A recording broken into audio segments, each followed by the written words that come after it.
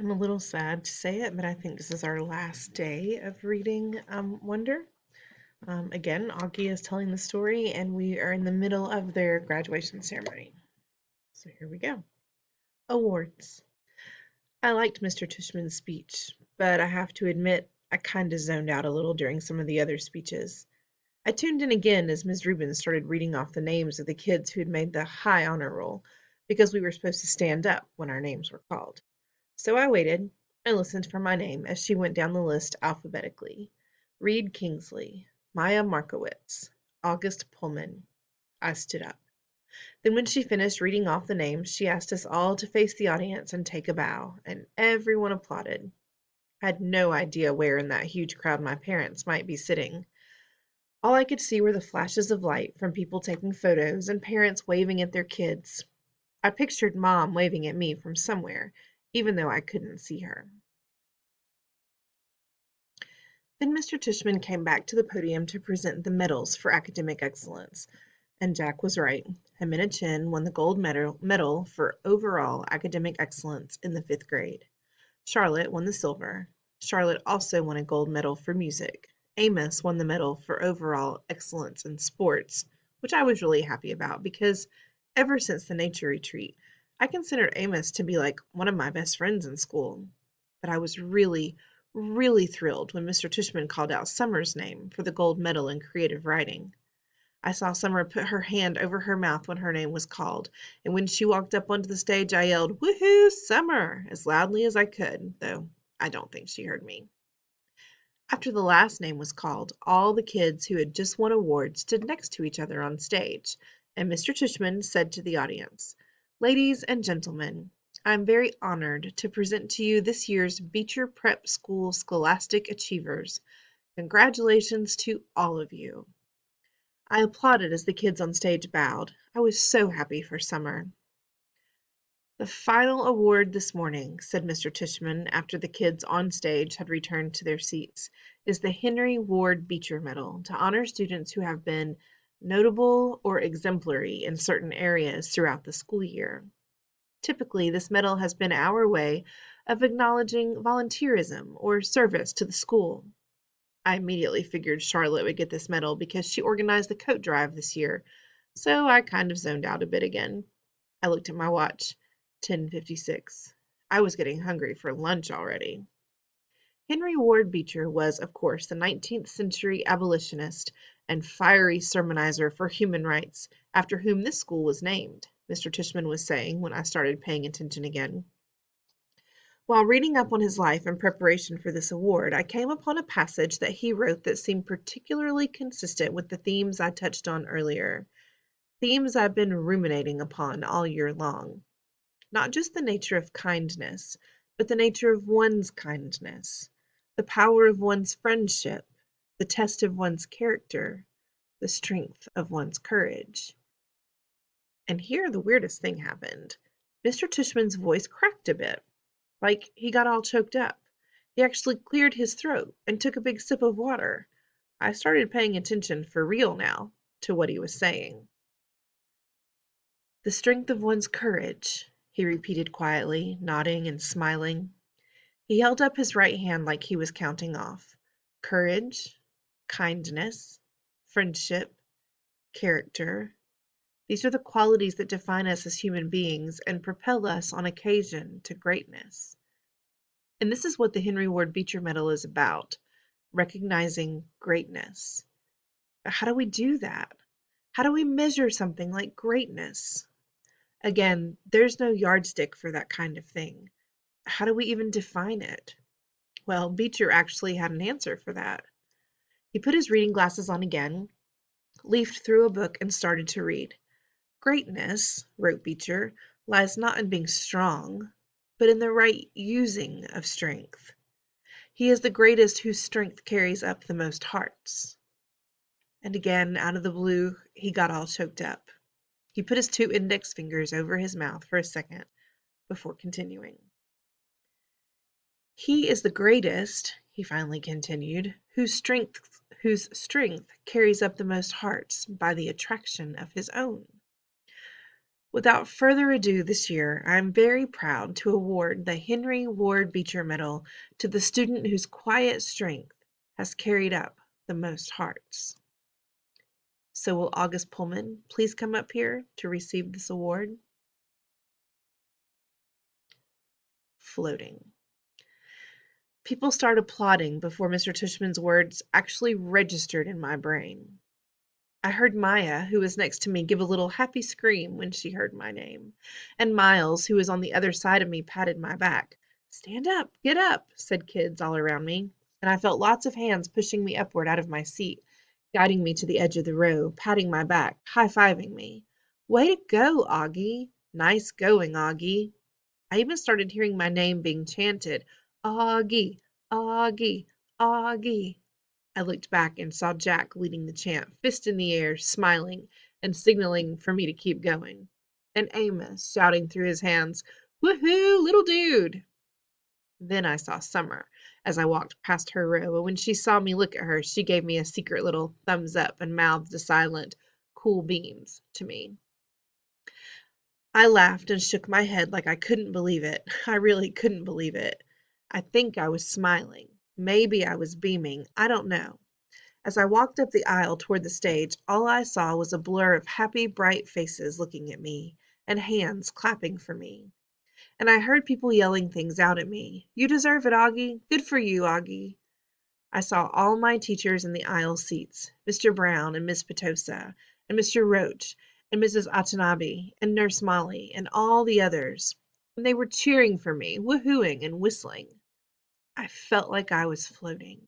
It was so weird, like the sun was shining full force on my face and the wind was blowing.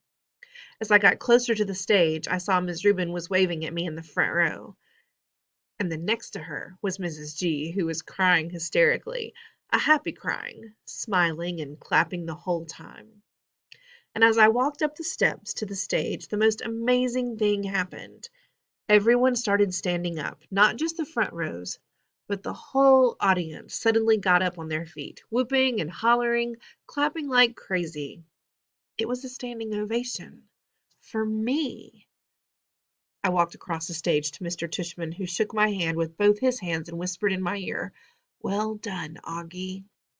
Then he placed the gold medal over my head, just like they do in the Olympics, and had me turn to face the audience. It felt like I was watching myself in a movie almost, like I was someone else. It was like the last scene in the Star Wars Episode 4, A New Hope, when Luke Skywalker, Han Solo, and Chewbacca are being applauded for destroying the Death Star. I could almost hear the Star Wars theme music playing in my head as I stood on stage.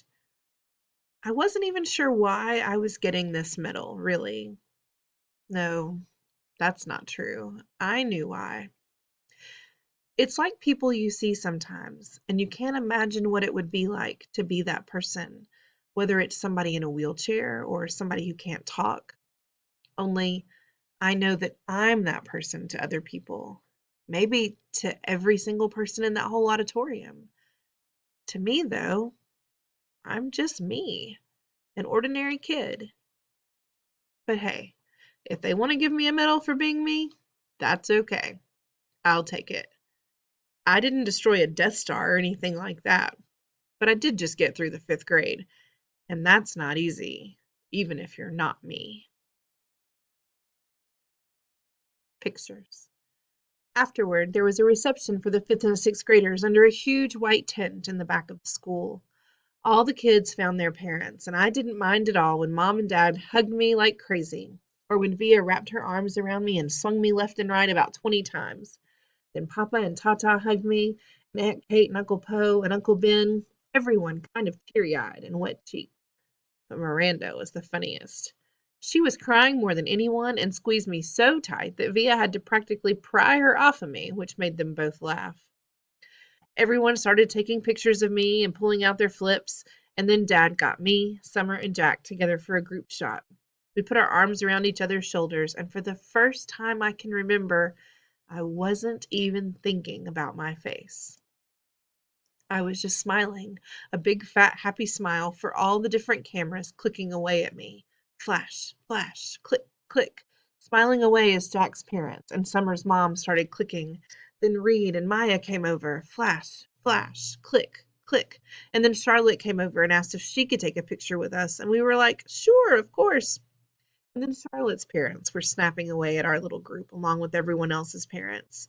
The next thing I knew, the two Maxes had come over, and Henry and Miles and Savannah. Then Amos came over, and Jimena. We were all in this big, tight huddle as parents clicked away like we were on a red carpet somewhere. Luca, Isaiah, Nino, Pablo, Tristan, Ellie. I lost track of who else came over. Everybody, practically. All I knew for sure is that we were all laughing and squeezing in tight against each other, and no one seemed to care if it was my face that was next to theirs or not. In fact, I don't mean to brag here, but it kind of felt like everyone wanted to get close to me. The walk home. We walked to our house for cake and ice cream after the reception. Jack and his parents and his little brother Jamie, Summer and her mother, Uncle Poe and Aunt Kate, Uncle Ben, Tata and Papa, Justin and Via and Miranda, Mom and Dad. It was one of those great June days when the sky is completely blue and the sun is shining, but it isn't so hot that you wish you were on the beach instead.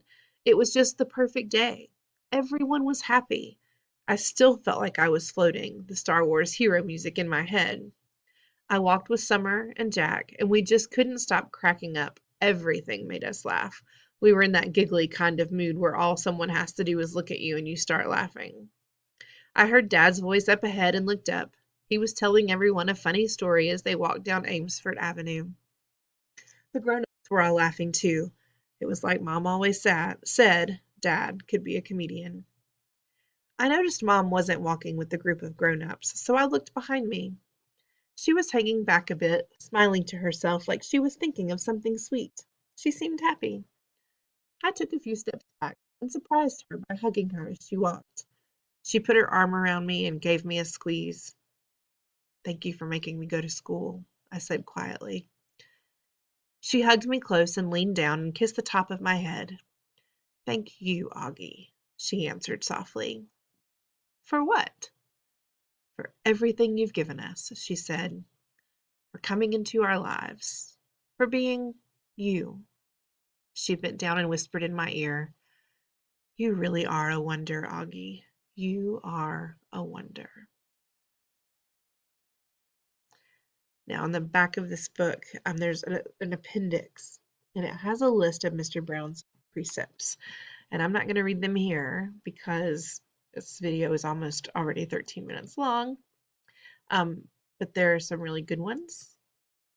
I am going to read to you some that the kids sent in. And remember, the assignment was over the summer to come up with a precept that you see or that you hear or that you learn and put it on a postcard and send it to Mr. Brown. So Charlotte says, "It's not enough to be friendly, you have to be a friend."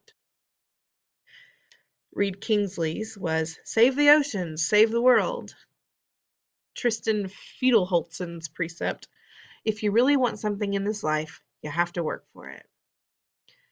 Now quiet, they're about to announce the lottery numbers. He got that from Homer Simpson. Savannah's was, "Flowers are great, but love is better," and she got that from Justin Bieber. "Don't be friends with jerks." Henry Joplin got that from Henry Joplin, who may know something after he was such a good friend of Julian. Maya Markowitz's precept was, "All you need is love," which is a song by the Beatles. Amos Conti's precept was, "Don't try too hard to be cool. It always shows, and that's uncool." This was something Amos learned by watching Julian too. Jimena's precept is from Shakespeare, "To thine own self be true."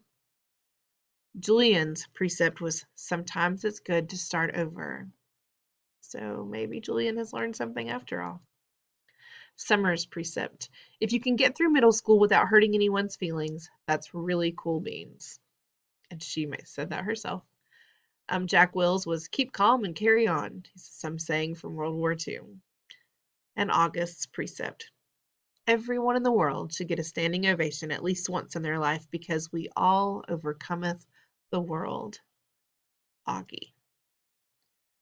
Now, at the end of this book, there are lots of different, let me go back here.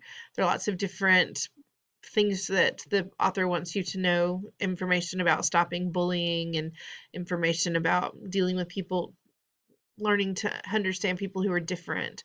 There's even some information if you are dealing with the loss of a pet and how to handle that, because that's tough too.